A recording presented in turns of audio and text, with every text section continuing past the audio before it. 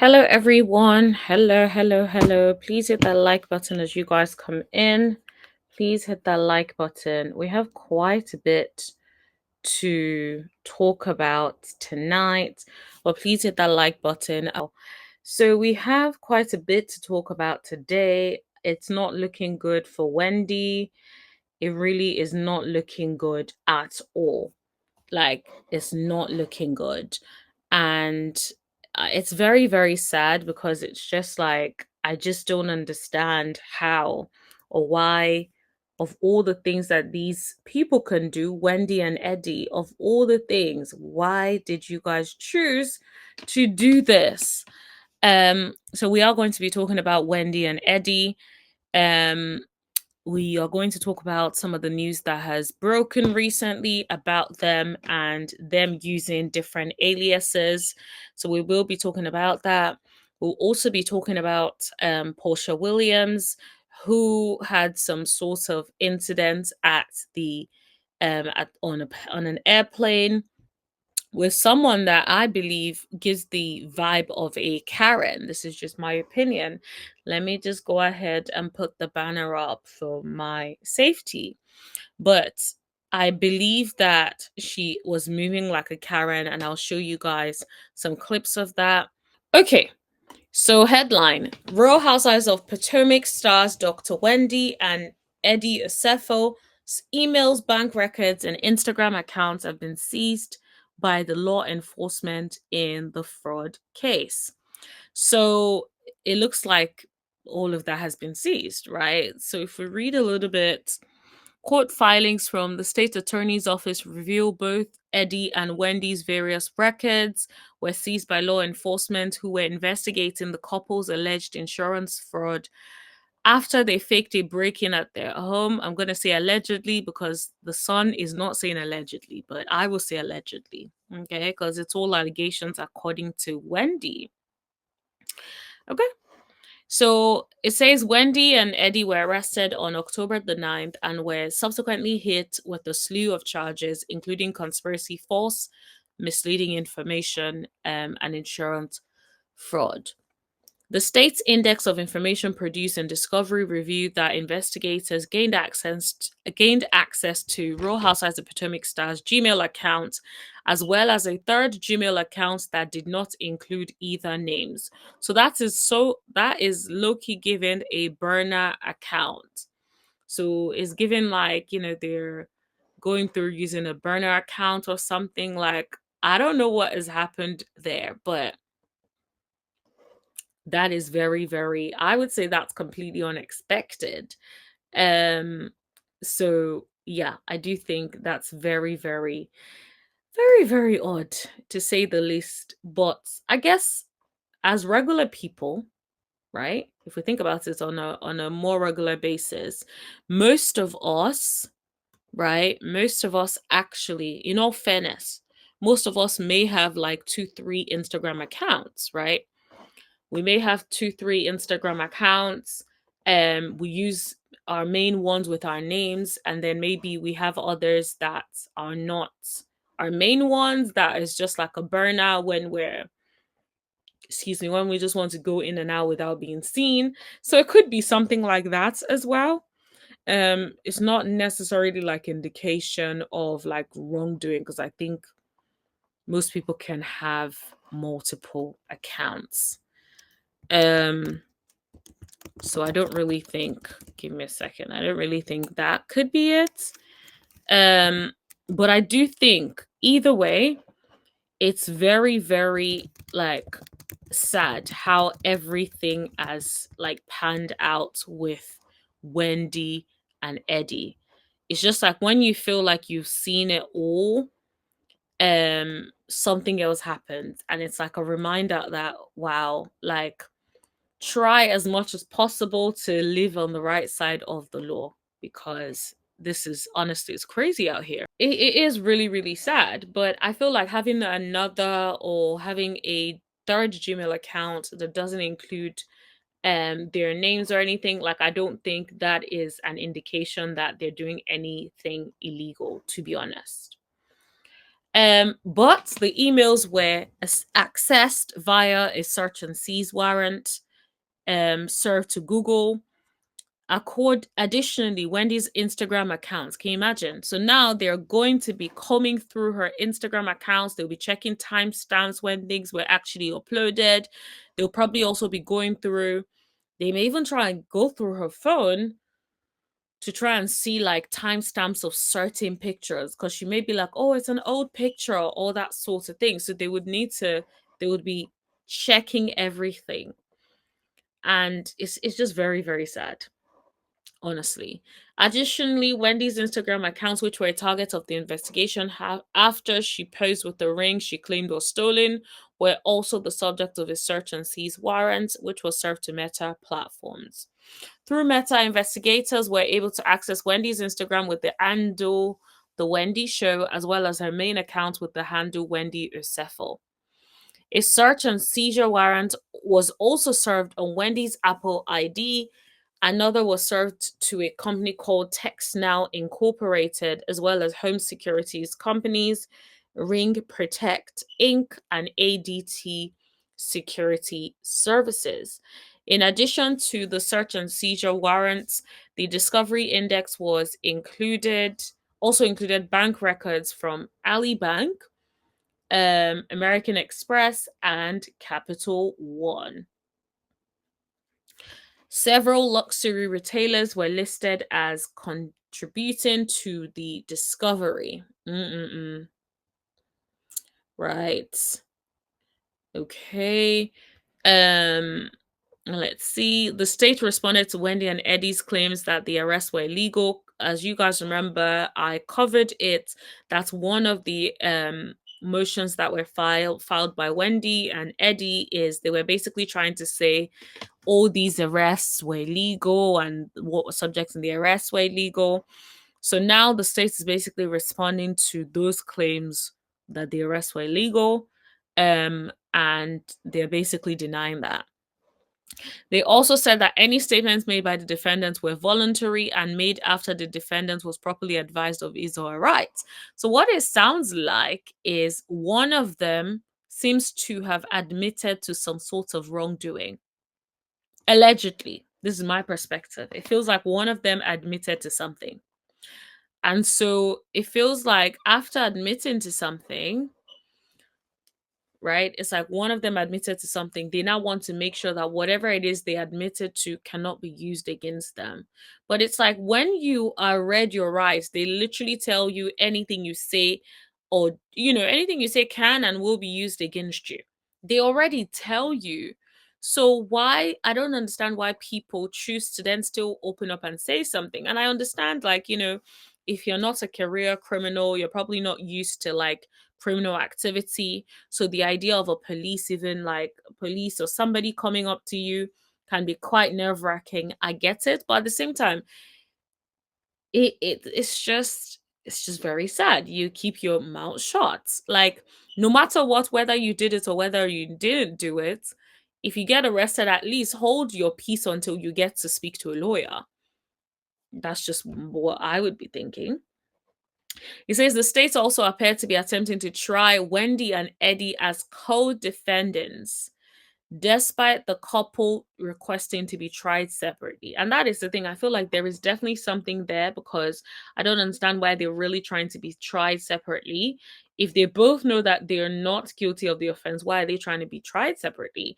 I feel like one wants to throw the other under the bus. And this is just my personal perspective.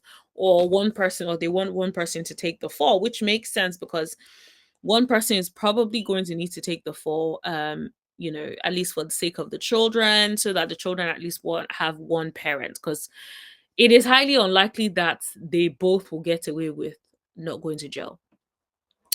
It says the state said that the defendant will not be prejudiced by a joinder of his or her trial with co-defendants, and she or he will not be prejudiced by a joinder of charges. So basically, they're trying to say no. They're trying to say there's nothing to show that either of their cases will be prejudiced by having it be a joint trial. The state also said there is no defect in the charging document. Which I'm not surprised anyway, because it's like, of course, they want to try to see if they can get off on a technicality before all of these different things start to surface.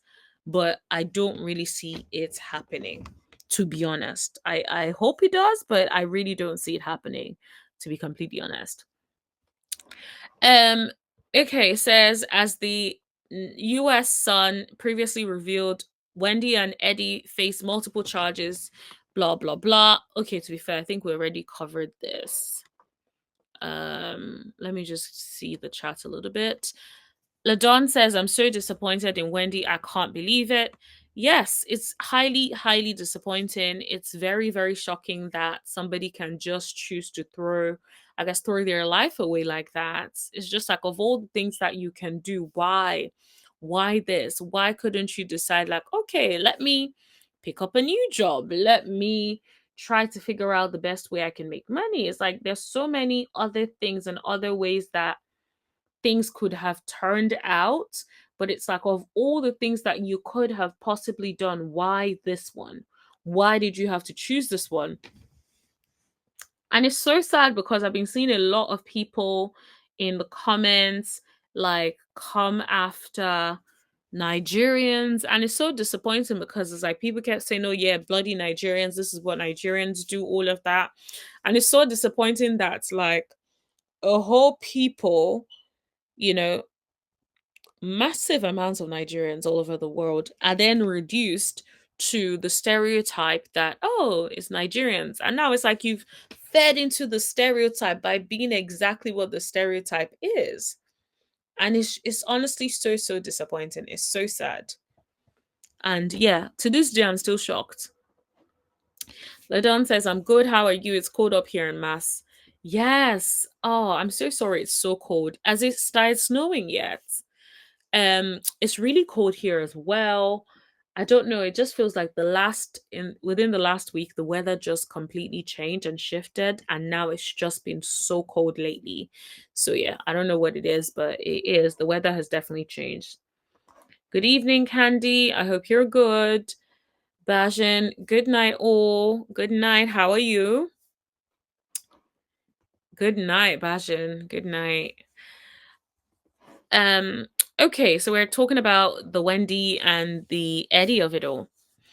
Okay, so guys, as you guys come in, please hit that like button. I know this was an impromptu live, so but yeah, everyone, as soon as you come in, please hit that like button and please share as well so that other people can know that we are live and can join us.